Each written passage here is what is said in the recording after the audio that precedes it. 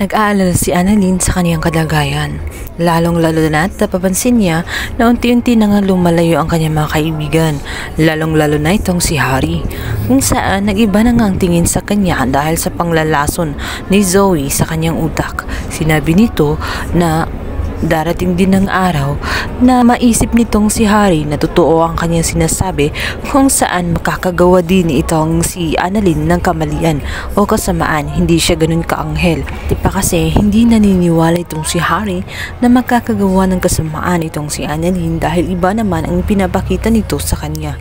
Ibang-iba sa pinapahawatig nitong si Zoe.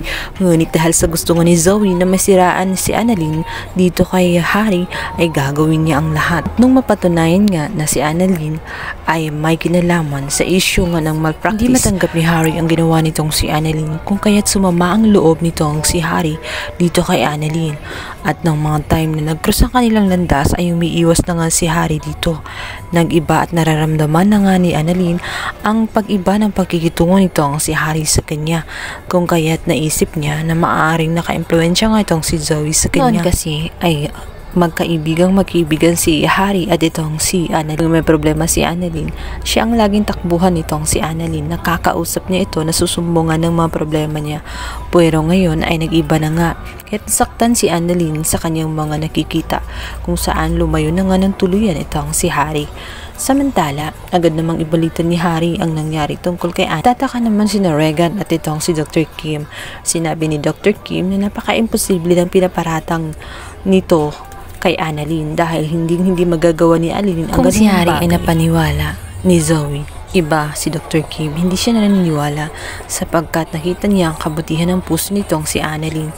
Ay gagawa din siya ng paraan nang sa ganun masave ang pangalan nitong si Annalyn at hindi siya akusahan sa kasalanan na alam niya na hindi magagawa nitong si Annalyn. Sa kabilang banda, ito namang si Doc RJ ay makikita na nga niya ang resulta, kung saan nagpagawa nga siya ng second na review ng CCTV dahil nung makita nga niya ang CCTV footage kung na-review nga ng technician, ay napansin niya na tela may kakaiba dun sa mga pangyayari.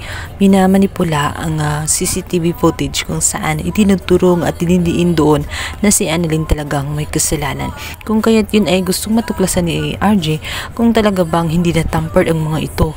At ang technician na nakuha niya ay napakagaling, kung kaya't ilang araw lamang ay nalaman na niya na meron nga pagkakaiba nitong technician, kung saan magkaiba nga ang oras at ang pagitan ng mga CCTV footage na kanyang mga nakita. Halatang halata na may tinanggal sa part ng video at halatang halata na tampered na nga ito at binago na para mamanipula at matakpan kung sino man ang gumawa ng bagay na iyon. At ang susunod nga na magaganap ay magugulandang sila dahil wala palang iba na makakagawa nun kundi itong si Morgana. Kahit nga na nag-iba siya ng bihis at nagbihis na siya, ay halatang halata sa kanyang postura na ito ay si Morgana, kung kaya nagtaka itong si RJ kung bakit yun nagagawa ni Morgana at bakit niya gustong patayin itong si Doc Carlos. Kaya doon na nga nagsimulang mag-imbestiga itong si Doc RJ kay Morgana. Pasasalamat ngayon ni Annalyn dahil sa kanyang ama ay nagawa ng paraan ang kanyang problema. Sa akala niya ay matatanggalan na nga siya ng lisensya at maaakusahan pa siya ng malpractice sa ginawa nga nitong si Moira or Morgana. Ngayon ay mapawalang sala na siya. Wala nang kaso na ihain sa kanya sapagkat nakatutok na ngayon kay Morgana. Hindi mapapatawad o mapapalampas ang ginawa nitong si Morgana, kung saan siya pa ang nagsusulito sa kanyang pamangkin na si Zoe na kasuhan nga itong si Annalyn. Yun pala ay siyang gumawa ng naturang krimen, kung kaya't hindi niya ito mapapalagpas. Gagawin niya ang lahat, paiimbestigahan niya kung ano nga ba ang motibo nitong si Morgana at bakit gustong-gusto niyang kitlin ang buhay nitong si Doc Carlos.